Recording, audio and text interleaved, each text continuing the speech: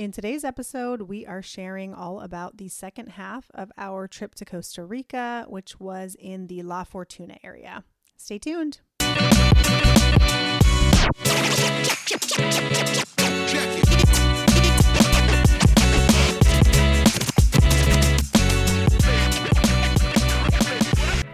Hi, I'm Rhea. And I'm Dwayne. And we are your hosts of the Travel Party of Five podcast, where we share how we travel as a family of five around the world.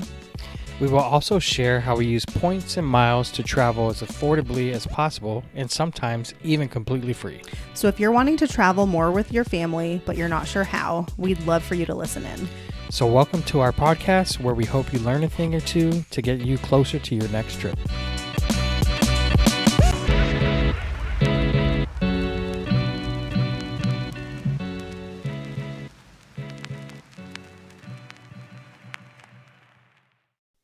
Hello and welcome back. Welcome back. Part 2 of Costa Rica.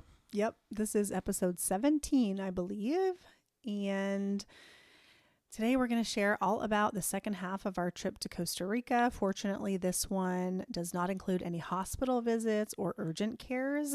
If you listen to the first one, we shared all about our experience having to do that. But this part of the trip was a little more relaxing and felt more luxurious to me. What do you think?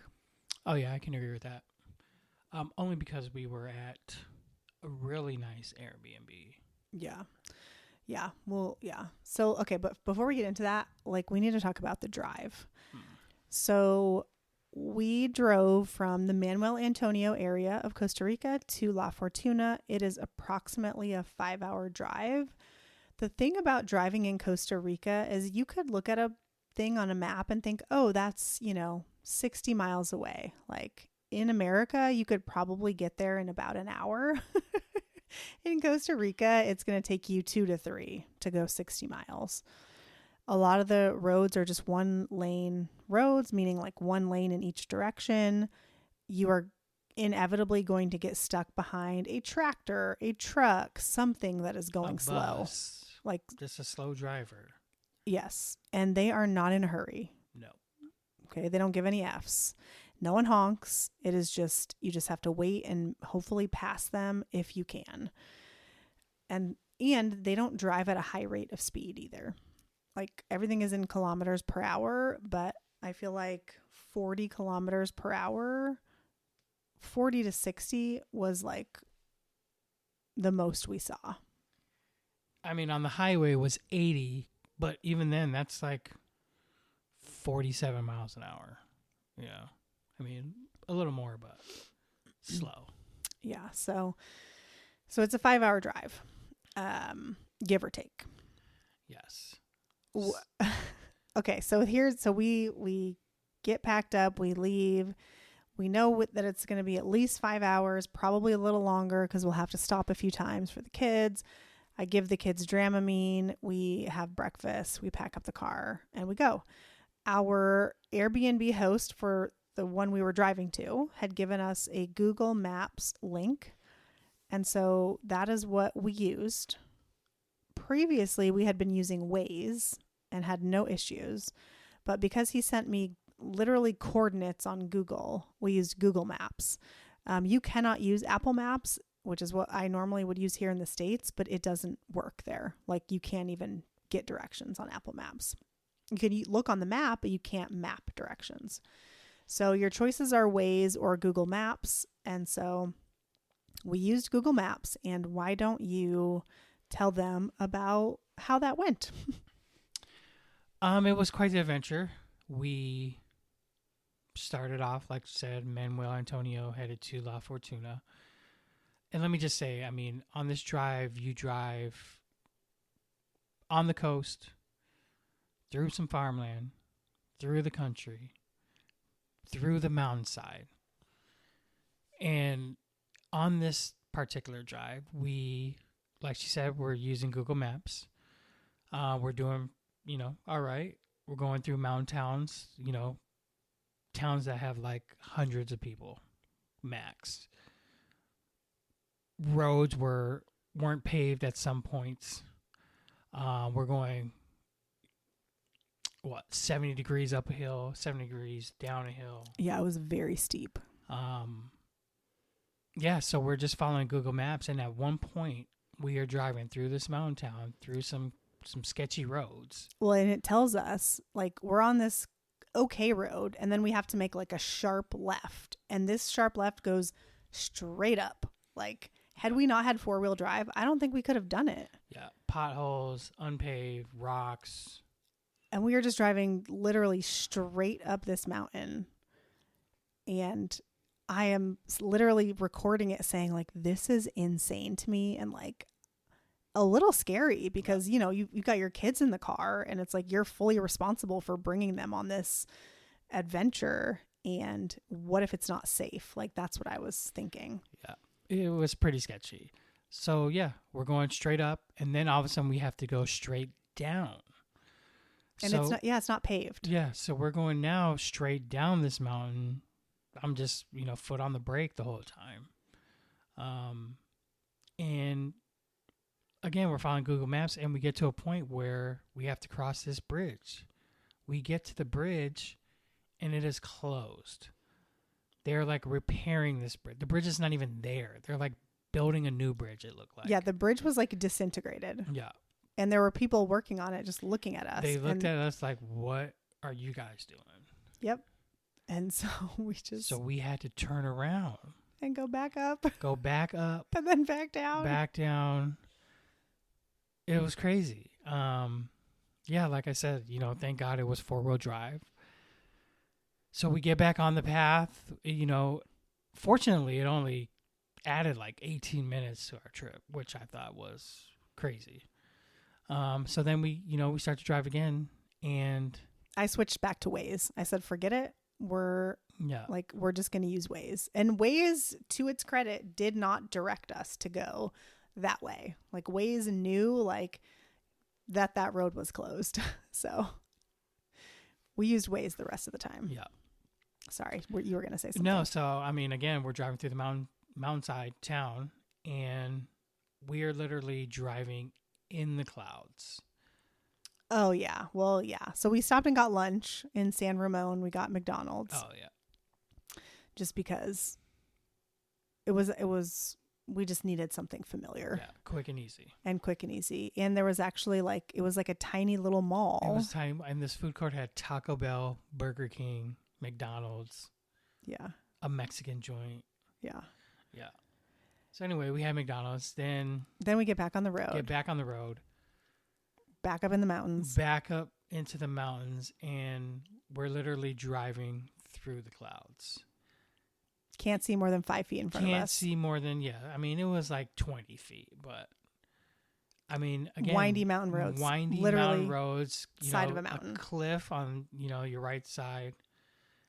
You're on the same road as buses, trucks, motorcycles. And you can't see them coming until they're literally right there because of the clouds. And it wasn't fog; it was clouds. Yes, it was literally clouds. Yeah, yeah. And my anxiety was just at full throttle at this point. So what's funny is the kids were making noise, and she's yelling at them, "You guys need to keep quiet. Your dad's trying to drive." Yeah. Dwayne is unfazed by the noise, but I need it to be quiet. She was holding on to the door. And our oldest is like, I don't think this is very scary. And I'm like, I'm glad for you. Just shush. I mean, can we post a video? I mean, I can post it on Instagram, but I don't think there's a way to post a link. Yeah. Yeah. So it was quite the adventure. It was a crazy drive. We did make it though, eventually. Yeah. It cleared up. Yeah. So anyway, yeah, it was crazy.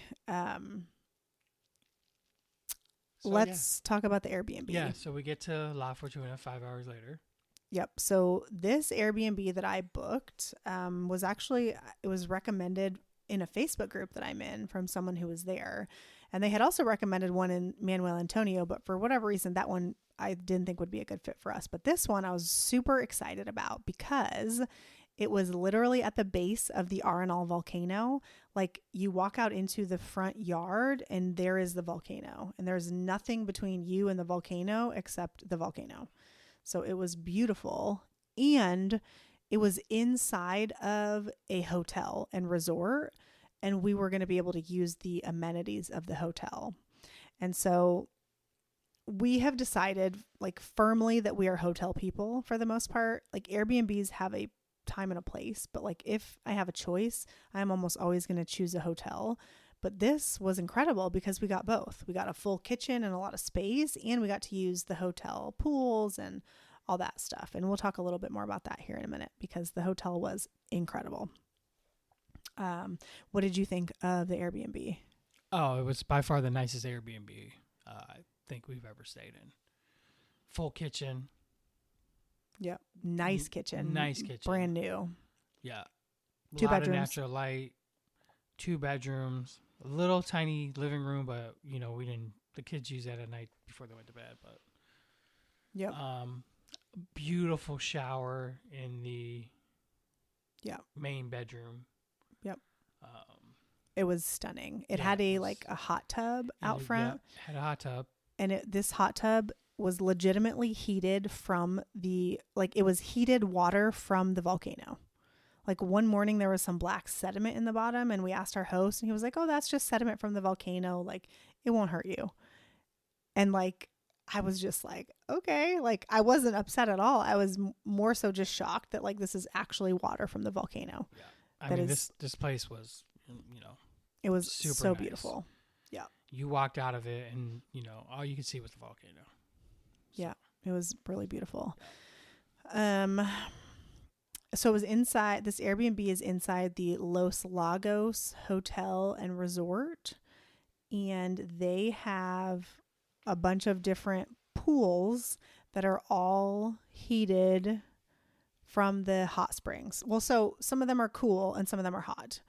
But the hot ones are heated from the hot springs, and there are different temperatures. Like some are warm and some are like really hot. And then there's some that are cold. And it's also natural spring water. And so that was, I mean, we spent 2 afternoons there. They have a bar, you can order food. The kids all got like fruity drinks, like, blended strawberry drinks or virgin pina coladas. And it was fairly cheap for the drinks. I mean, way cheaper than Hawaii. Oh yeah. We were in Maui at the pool there at the resort we were at, paying $18 a drink. Yeah. Here you're paying $6 a drink. Yeah. And I mean, they weren't shy when they were pouring either. We had a really good time. It felt relaxing. Yeah. The kids had a lot of fun. Yeah, like we would go back and stay just at that hotel. Oh, for sure. It was super nice. Yeah, they had a bigger pool with a slide, crazy slide actually. They had another smaller pool with one other slide, and a lot of naturally hot water pools. Oh yeah. With like seating at the bar, you can sit at the bar there. They had seats like in the water.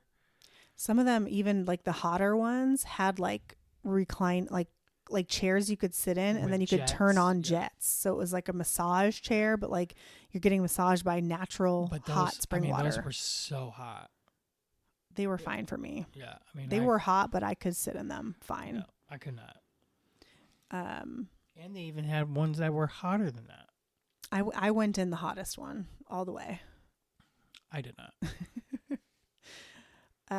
We would 100% go back there. I've got some Instagram posts coming in the next week or so, where you'll be able to see some of that. So Travel Party of 5 on Instagram, if you want to check that out.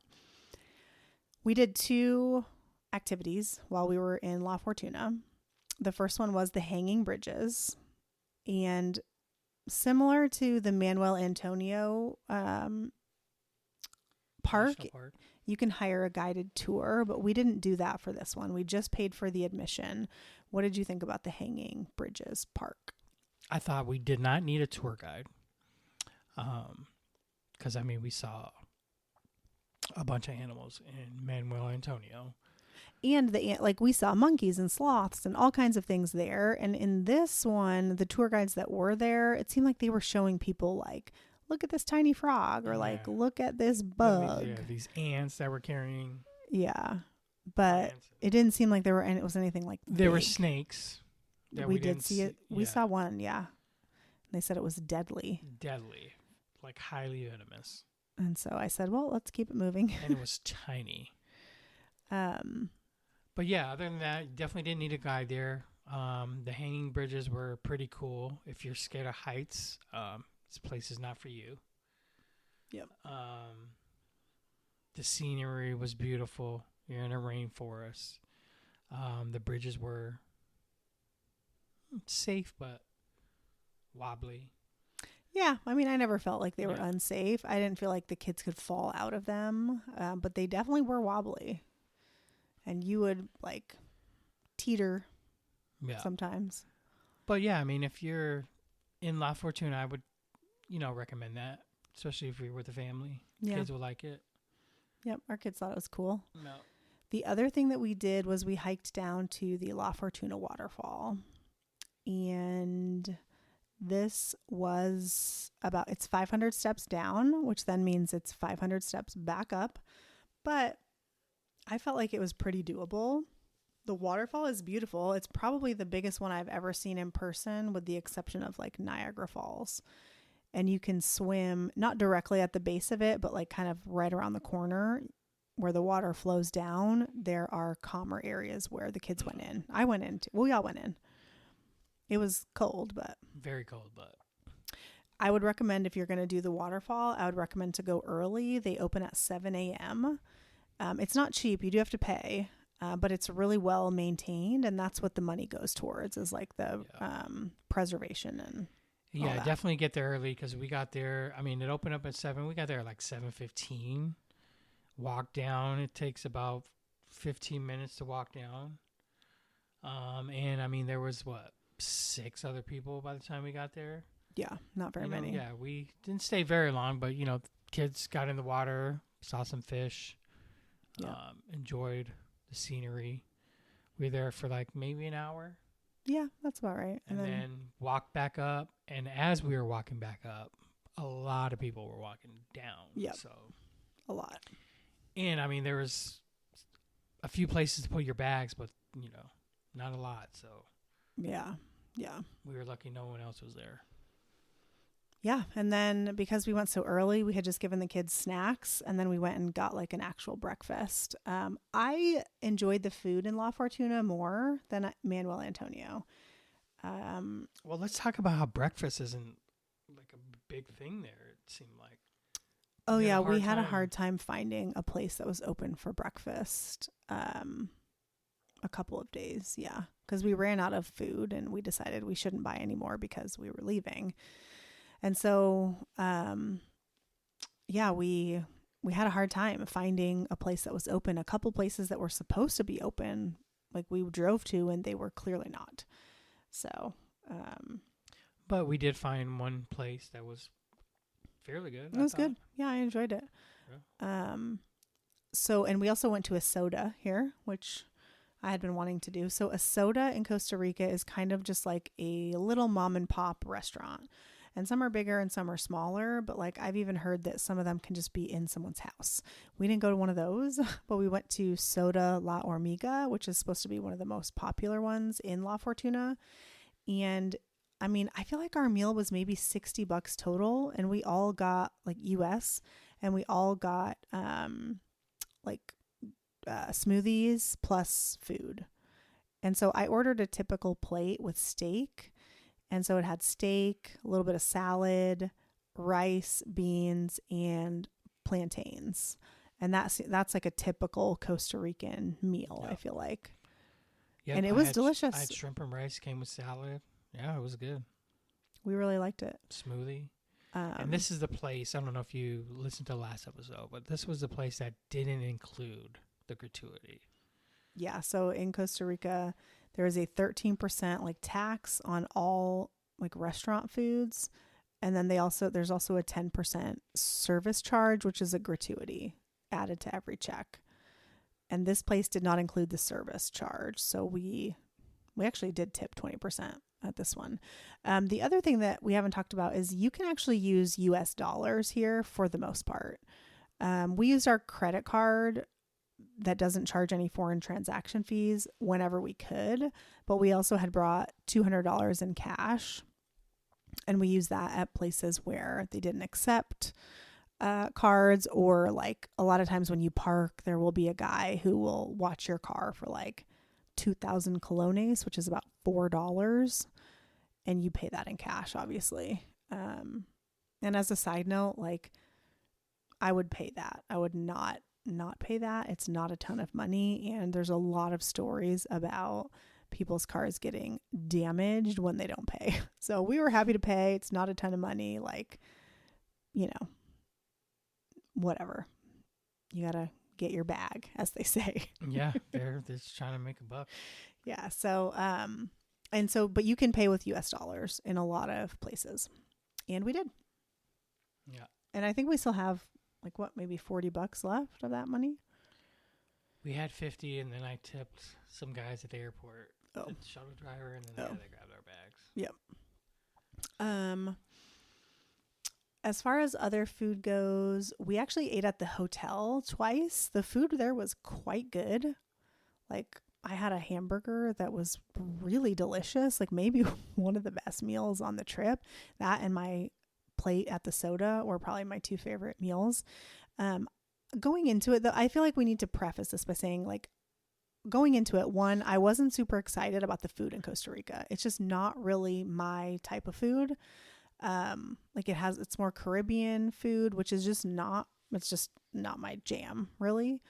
But also, like, we cook a lot at home, and correct me if I'm wrong on any of this, but I feel like we cook really good food at home. And so sometimes when we go out, we're like, we have high expectations. Well, it's like I'm a good cook. I'm just going to say that I'm a good cook, and I feel like I could have cooked this and it would not have cost me, $40 or whatever. Do you agree or no? Yeah, I agree. So, like, when we say that we didn't enjoy the food or whatever, like, take that with a grain of salt. Like, the food is good. I really enjoyed my plate, actually, at the soda. I thought that was yummy. I mean, yeah, I didn't dislike any of the food I got. I did. In Manuel Antonio, I ordered like a tuna, and it was not good. Yeah, that was not good. Actually. It was not good. I'm glad I didn't get sick, but it didn't taste good. So, it is what it is. But here's the thing. The vegetables were incredible. They were so fresh, and like, I don't know how they cooked them, but they were so good. Even our kids were eating them.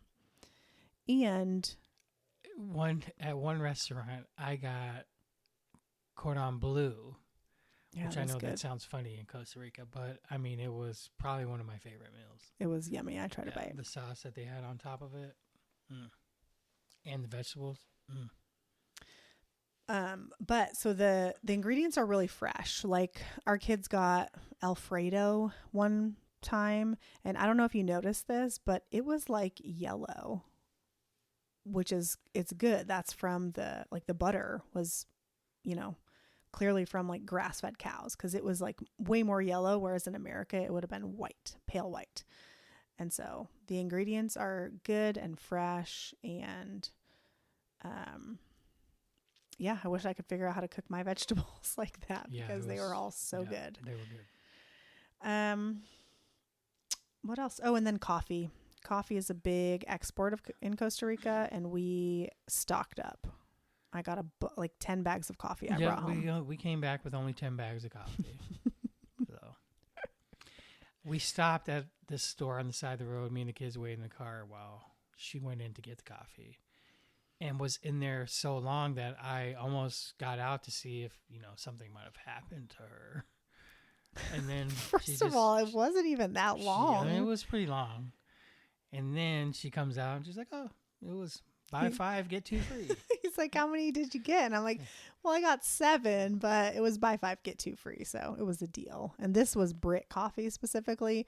We also got a few other bags of various coffees to try. One from the place where we did the coffee tour, or the chocolate tour. I mean, they roast their own coffee beans.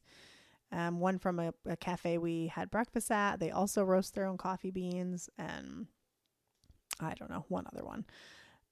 So yeah, we've already started drinking it. It is quite good. I enjoy it.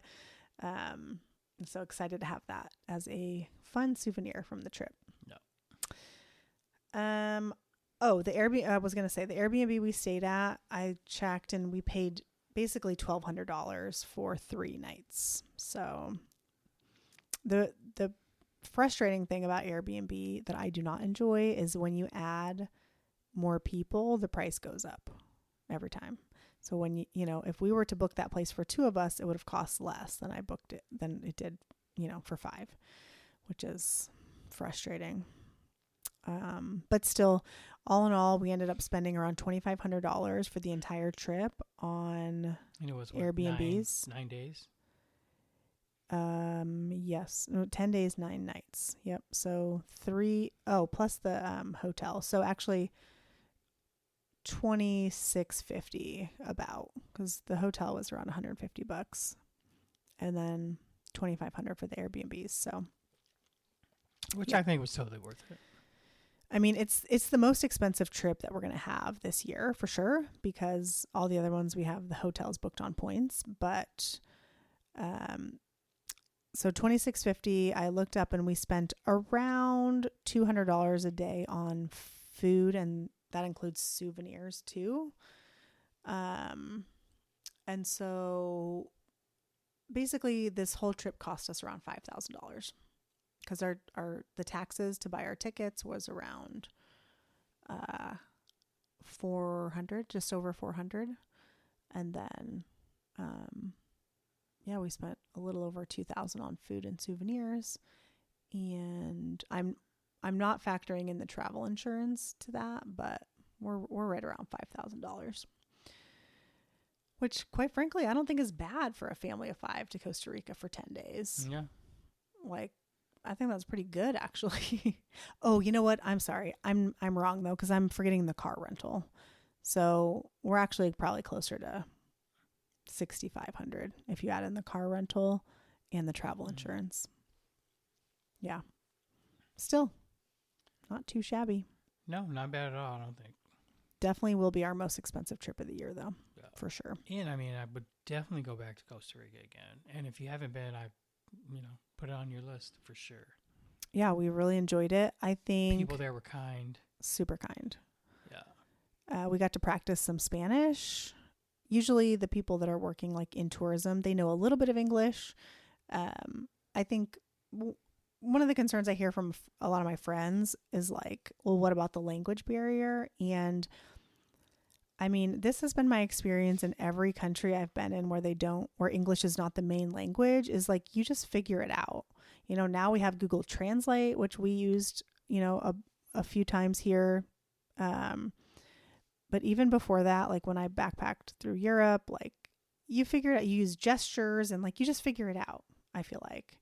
And it's really not as big of a deal as people make it out to be, Yeah. I mean, I can agree with that. We also talked that if we were going to go back again, we would wait till the kids are all a little bit older. Yeah, to do the more adventurous things. Yes, like zip lining, rappelling, off-roading, horseback riding.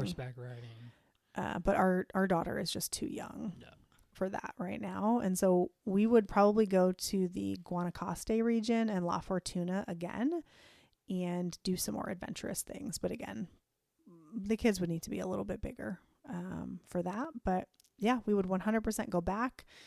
I've got a bunch of Instagram content coming in the next couple weeks about our trip. So if you want to see pictures, videos, fun reels, that kind of thing, you can again find us at Travel Party of 5 on Instagram.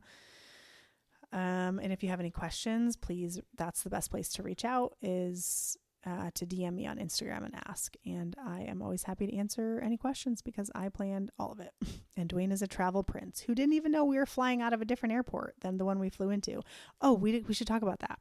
We flew into the San Jose airport. We flew out of the Liberia airport, which was a 2.5 hour drive from La Fortuna, as a side note. So it was a very long travel day. Very long. Yeah, we got up at like 6. Out the door by 7 to get breakfast. Breakfast at the hotel, which was fairly cheap, buffet style. Yep. Used the bathroom, and we were off. And it was 2.5 hours, like pretty much on the dot.